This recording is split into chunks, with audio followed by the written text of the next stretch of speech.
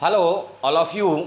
First of all new student जिन्होंने मेरे channel को सब्सक्राइब नहीं किया है वो सब्सक्राइब करें, बेल आइकॉन को दबाएं जिससे आने वाले न्यू वीडियोज़ के नोटिफिकेशन आपको टाइम टू टाइम मिल सकें।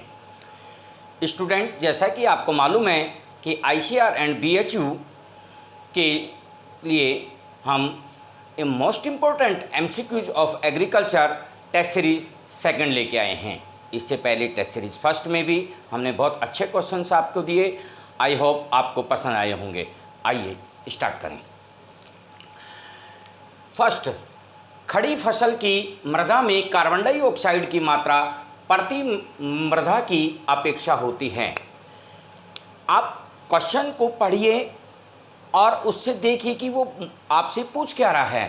खड़ी फसल, इसका मतलब यह है कि वह मृदा जिसके अंदर जो फसल उग रही है, तो उस प्लांट की जो रूट होती हैं वो क्या करती हैं, सॉइल के अंदर ग्रोथ करती हैं for search of water and minerals etcetera.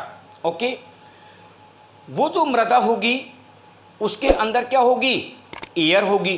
But जो प्रति मृदा दे रखा है, प्रति मृदा का मतलब ये होता है कि जहाँ पर कोई फसल नहीं उगाते हैं उसको क्या कर दिया जाता है, बंजर छोड़ दिया जाता है।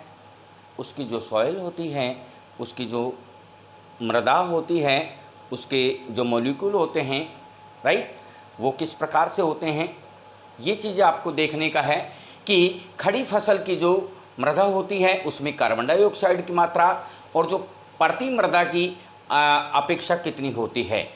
आपको मालूम है कि उस मृदा के अंदर प्लांट की क्या है, रूट हैं, और रूट क्या करती हैं, रेस्पिरेशन करती हैं। रेस्पिरेशन करेंगी तो रेस्पिरेशन भी हम लिविंग बीइंग के अनुसार ही होगा कि ऑक्सीजन लेंगे और कार्बन डाइऑक्साइड क्या करेंगे, रिलीज करते हैं। पर जो प्रति मृदा होती है उसके अंदर कोई वेजिटेशन नहीं होती है, तो उसके जो मॉलिक्यूल्स होते हैं उनके अंदर क्या होगा, इसकी अपेक्षा कम कार्बन डाइऑक्साइड होगी और इसमें क्या होगी, ज़्यादा होगी। तो कितनी ज़्यादा होगी, लगभग 10 गुना, लगभग 2 गुना, लगभग बराबर, लगभग 20 गुना। कितनी, लगभग 10 गुना। ओके, फिर समझा रहा हूँ कि जो खड़ी फसल होती है, ओके, उसमें जो मृदा होती है उस मृदा के अंदर क्या होती है, रूट होती है। और रूट क्या करती है, रेस्पिरेशन करती हैं। रेस्पिरेशन करती है तो ऑक्सीजन लेंगी, कार्बन डाइऑक्साइड छोड़ती हैं। ये और फोटोसिंथेसिस के अंदर उल्टा होता है, कार्बन डाइऑक्साइड लेते हैं, ऑक्सीजन छोड़ते हैं, राइट ना। तो जो प्रति मृदा वो होती है जो बंजर मृदा होती है जिसमें कोई वेजिटेशन नहीं कर रखी होती है, तो वहाँ पर क्या होगी, कार्बन डाइऑक्साइड की मात्रा इसकी अपेक्षा क्या होगी, कम होगी। बट नेचुरल सी बात है कि खड़ी जो फसल होती है उस मृदा में क्या होगी, कार्बन डाइऑक्साइड की प्रति मृदा की अपेक्षा क्या होगी, ज़्यादा होगी। समझ गए वापस से, तो कितनी हुई, लगभग 10 गुना। तो इसका आंसर क्या हो गया, लगभग 10 गुना। पौधों में वृद्धि के लिए आवश्यक पोषक तत्व है। आपकी जानकारी के लिए, पोषक तत्व सभी पादपों के लिए एसेंशियल एलिमेंट होते हैं जो दीर्घमात्री और सूक्ष्म मात्री दोनों प्रकार के होते हैं। राइट बेटा, पहले ये 16 एलिमेंट होते थे और सबसे लास्ट में जो निकल को खोजा गया तो ये क्या हो गया, 17 एलिमेंट हो गए। कितने हो गए, 17 एलिमेंट हो गए। 9 + 8, 9 क्या हो गया, मैक्रो न्यूट्रिएंट्स टॉपकिंस का माइटी गुड्स। ओके, अगर आप इसको देखते तो 9 एलिमेंट्स दिखाई देंगे और शेष जो 8 होते हैं वो क्या होंगे, माइक्रो एलिमेंट्स न्यूट्रिएंट्स होते हैं। इसका मतलब कितने हो गए, 17। तो 15 नहीं होगा, 17, 19 नहीं होगा, 21 नहीं होगा, कितने होंगे, 17। ओके, आप इस चीज़ को समझिए। क्वेश्चन ये भी पूछ सकता है कि 17 जो आवश्यक पोषक तत्व हैं इसमें सबसे लास्ट में खोजा गया डाल्टन के द्वारा, कौन सा खोजा गया, ये निकेल। पौधों की पुरानी पत्तियों पर कौन से तत्व की कमी के लक्षण दिखाई देते हैं। पौधे हैं, उनकी जो जो पुरानी पत्तियां हो जाती हैं उन पे कोई एलिमेंट जैसे कम होता है तो उसके कमी के लक्षण दिखाई देते हैं। कौन सा हो गया, magnesium molybdenum, calcium boron, ferric magnesium and sulphur और क्लोराइड। कौन सा होगा, आपकी जानकारी के लिए जो पुरानी, आप कॉमन सेंस की बात है कि पुरानी जो लीव्स होगी, जो नई लीव्स होती है वो बहुत ज़्यादा ग्रीन दिखाई देती है। वाई, क्योंकि उसमें क्लोरोफिल, नंबर ऑफ क्लोरोफिल ज़्यादा होते हैं और क्लोरोफिल में क्या होता है, मैग्नीशियम भी होता है। ओके, तो क्या होगा, पुरानी जो पत्तियां होती हैं वो कुछ डल कलर की दिखाई देती हैं, तो मैग्नीशियम की क्या होगी मात्रा उसमें कम होगी। तो यहाँ पर ऑप्शन में देखिए मैग्नीशियम कहाँ कहाँ दिखाई दे रहा है, मैग्नीशियम एक में ही दिखाई दे रहा है, तो क्या हो गया मैग्नीशियम एंड मोलिब्डेनम, राइट बेटा। नेक्स्ट अग्रिम कलिका, इसका मतलब यह है कि पादप होल लाइफ क्या करता है, ग्रोथ करता है।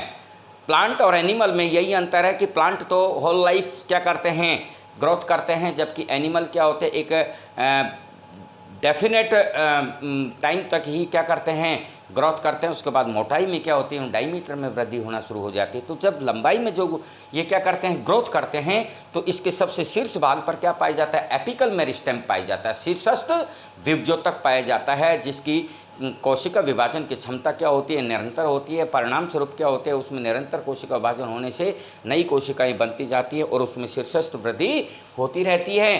तो उस पर क्या होगा, शीर्षस्थ कलिका जो पाई जाती है वो कोई ऐसा एलिमेंट है, उसकी कमी के कारण से क्या हो जाती हैं, वो ग्रोथ नहीं कर पाती हैं और वो सूख जाती हैं। तो क्या होगा, molybdenum, phosphorus, magnesium, calcium. Molybdenum ये नाइट्रोजन फिक्सेशन में हेल्पफुल होता है, राइट। फॉस्फोरस, मैग्नीशियम क्या होगा, ये क्लोरोफिल में हेल्पफुल होता है। कैल्शियम जो होता है वो मेटाबॉलिक एक्टिविटीज़ के लिए होता है। तो इसमें क्या होगा, अग्रिम कलिका में कैल्शियम की अगर कमी होती है तो इसके कारण क्या हो जाती है, वो अग्रिम कलिका सूख जाती है। तो क्या हो गया आंसर, कैल्शियम। नेक्स्ट, निम्न में से जो कि छिलका रहित किस्म है, कौन सी, मंजुला, RS6, डोल्मा, K141, कौन सा होगा, डोल्मा। ओके। नेक्स्ट, फूल गोभी में भूरापन किसकी कमी से होता है, राइट। फूल गोभी आप देखते हो, ओके, और उसमें ब्राउनिश कुछ अजीब सी हो जाती है, किसके कारण से होती है, नाइट्रोजन के कारण नहीं, पोटेशियम के कारण नहीं, बोरॉन के कारण नहीं, जिंक के कारण नहीं, किसके कारण होगी, इन चारों में से बताइए। तो क्या होगा, बोरॉन के कारण होती है। किसके कारण होती है बेटा, बोरॉन के कारण। नेक्स्ट, सुनहरी क्रांति का संबंध है, सुनहरी, और सबसे बड़ी बात है, हम एग्रीकल्चर पढ़ रहे हैं तो हमारा तो सुनहरा फल किससे होगा, वेजिटेशन से ही होगा। तो किससे, आलू उत्पादन से नहीं, अंडा उत्पादन से, तिलहन उत्पादन से, फल उत्पादन से, फल उत्पादन से।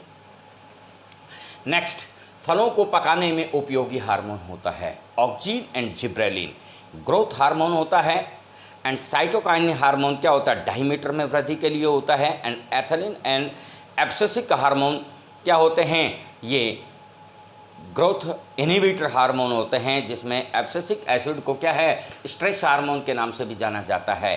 तो इनमें से कौन सा हार्मोन ऐसा है जो फलों को पकाने में काम आता है, कौन सा हो गया, एथिलीन। ये फल किस प्रकार से पकते हैं बेटा, हैं, इसको आर्टिफिशियली भी पका सकते हैं कि जो सेल होती हैं, कुछ पादप कोशिकाएं होती हैं, इन दो नियरेस्ट जो कोशिका, पड़ोसी कोशिका होती हैं, उनके मध्य में एक मिडिल लेमिला पाई जाती है, मध्य पटलिका, जो कि उनको जोड़े रखती है, और वो कैल्शियम एंड मैग्नीशियम पैक्टेट के द्वारा क्या होती है, बनी होती है।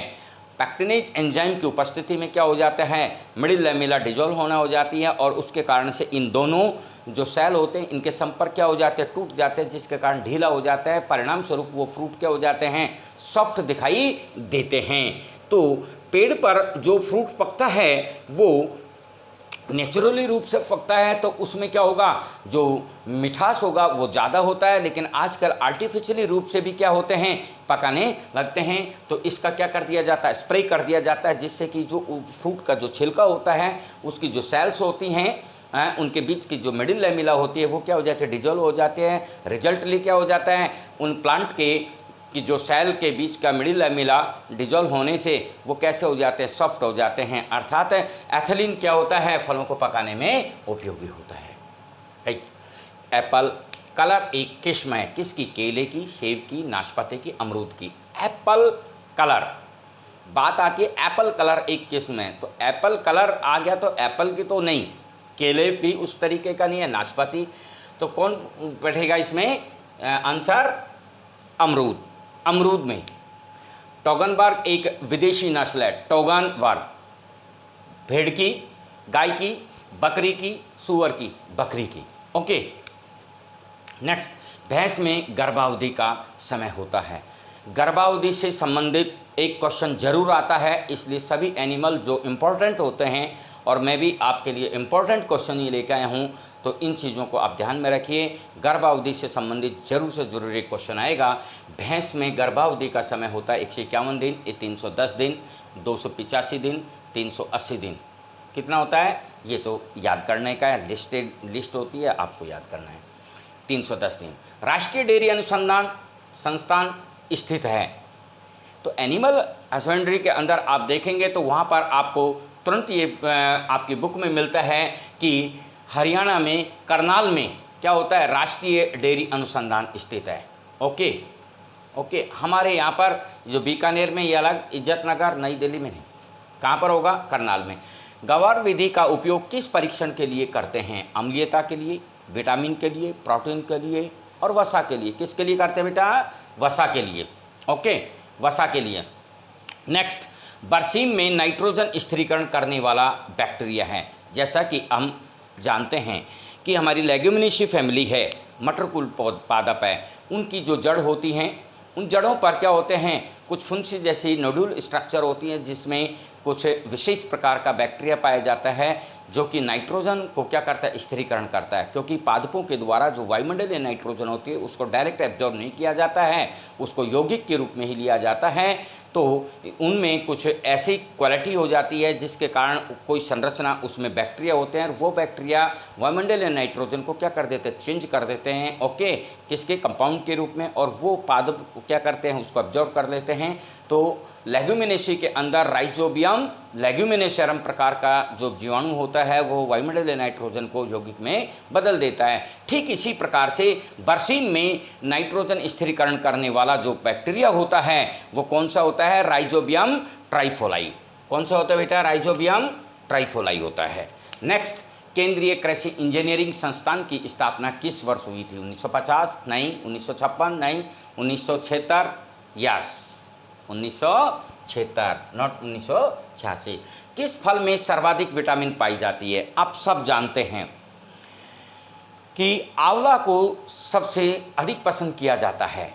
आंवला जो होता है उसका मुरब्बा, अचार, अनेक चीज़ में क्या है, आंवला को यूज किया जाता है, क्योंकि उसमें विटामिन कौन सा होगा?